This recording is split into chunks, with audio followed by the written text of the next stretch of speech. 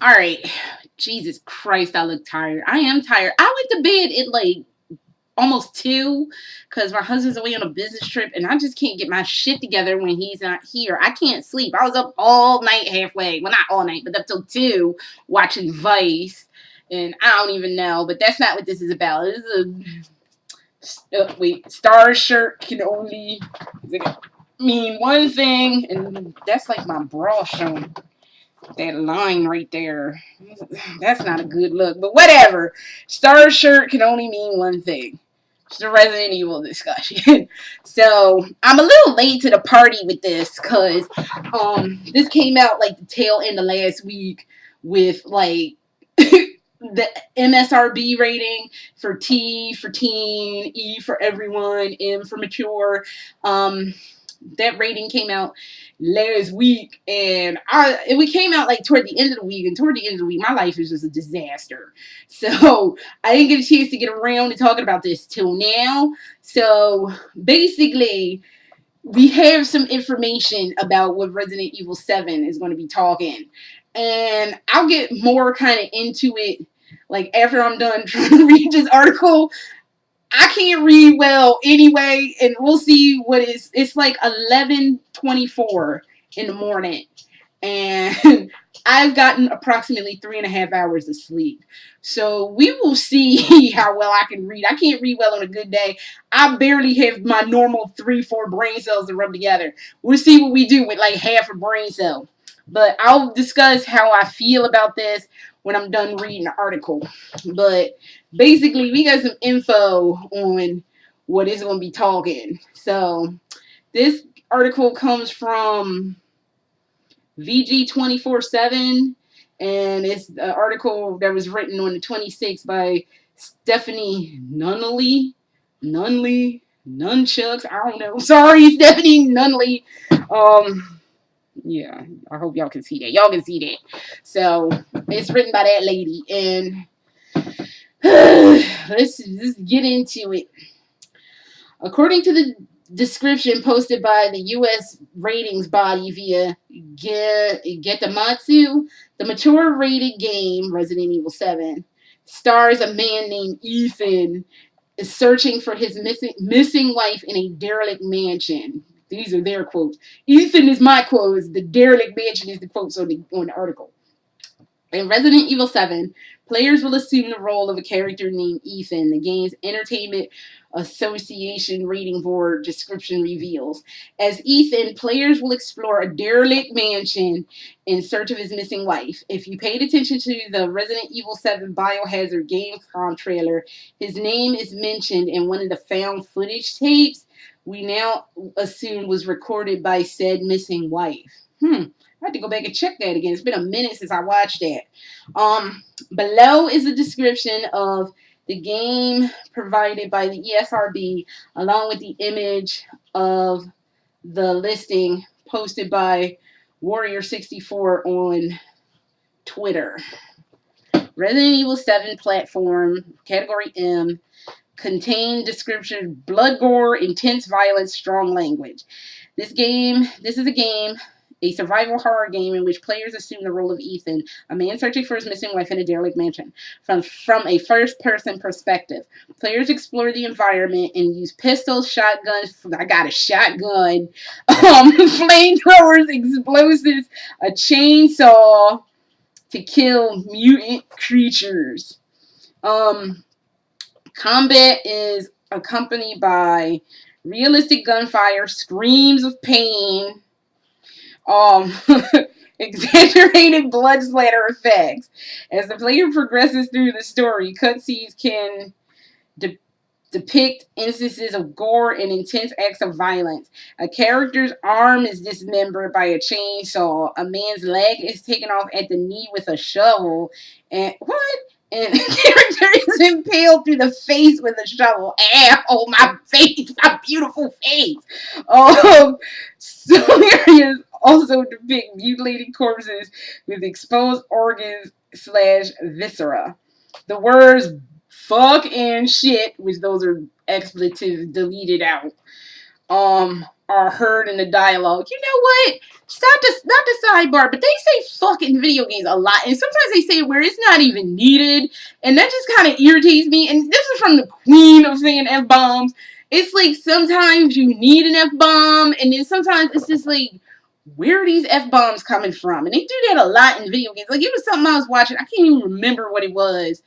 And it was just like a random ass fuck came out of nowhere where it wasn't needed or warranted. And it was just like, just because you can curse don't mean like every situation needs an F-bomb, but whatever. So that was the MSRB's little blurby rating or rationale as to why it was getting the M-bomb, basically. But we all knew it was. What the fuck? See what I mean? This is a survival horror. Oh, I just read this. Oh, okay. So that's, I guess, the end of the article. But, it's turning real Silent Hilly, which, I don't know. Like, on the face of it, I have beef with it, but I don't have beef with it. You know what I'm saying?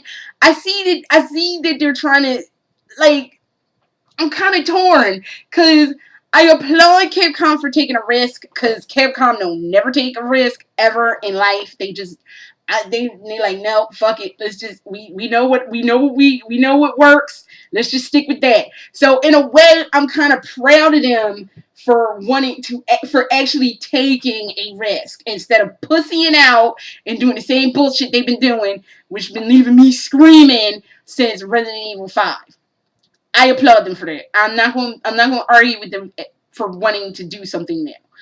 But at the same token, this really, really is sounding like a broke ass Silent Hill, and like, what the fuck are we doing?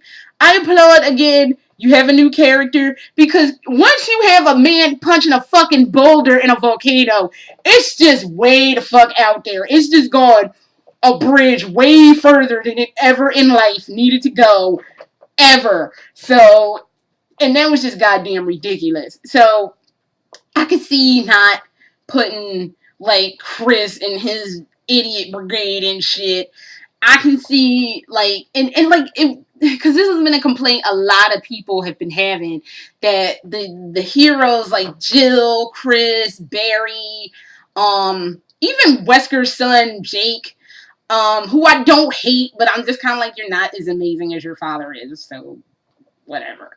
But they're all like cartoonish almost in their physical abilities, and it's just like, okay, yeah, y'all need to kind of like take a back seat, and I really don't have any argument with it. It's just, I'm just like, well, Silent Hill, I understand there is a hole left in our hearts when Silent Hill died a sad, painful, crying, screaming death, and we were all sad, but we have got to move on. This is what I said the last video game vlog. Like, I'm tired of seeing PT shit. First person, running around from monsters, ducking, weaving in the corners, hiding and blah, blah, blah. It's been pretty much like this since Amnesia. And possibly, yeah, since Amnesia. Some people were like, it's been like this since Five Nights at Freddy's. I'm like, no, this started hard with Amnesia. And don't get me wrong, I loved Amnesia. I thought it was a really, really good game. But I'm just sick of this shit. Like, it doesn't have to be first person in order to get into your mind psychologically. You can do other things to get in somebody's mind psychologically without having to, like, because first person is designed to make you feel like you're going through it. You don't need to be in first person to feel like you're going through stuff. I have seen plenty of video games that have scared me, made me, like, emotional, and they were in third person. The classic Resident Evil scared me. It got in my head, and it was like, oh my god, and that was in third person. Metal Gear Solid 3, one of my all-time favorite games. Like, I to this day, and I'm sick to my stomach that I'm admitting this out loud, but every time the boss dies, I'm like crying like I'm in the situation. Alundra from PS1, Alundra.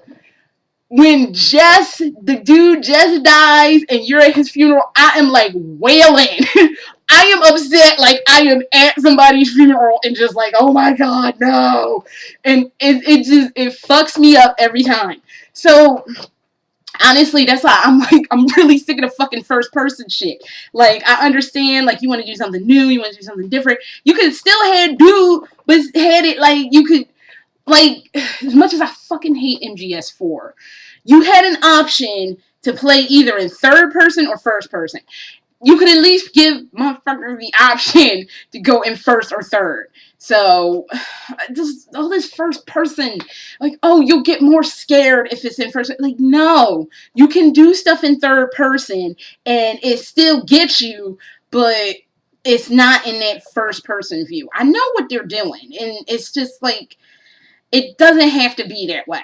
I mean, Silent Hill 2!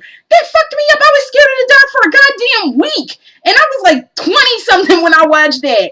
I got fucked up big time watching Silent Hill 2. Third person view. You don't need all that first person nonsense. Come on now. Let's get with the program.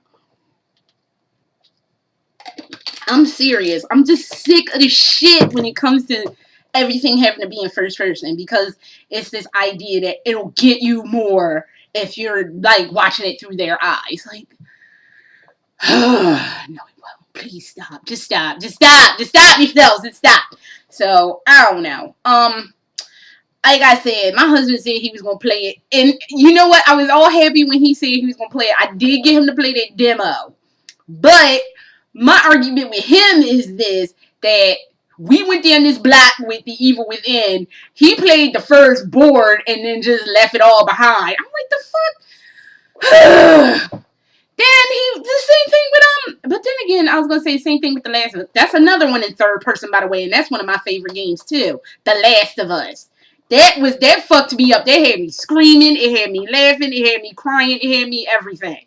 So, and that was in third person. Point exactly. But he was playing The Last of Us too, and that he got fucked up.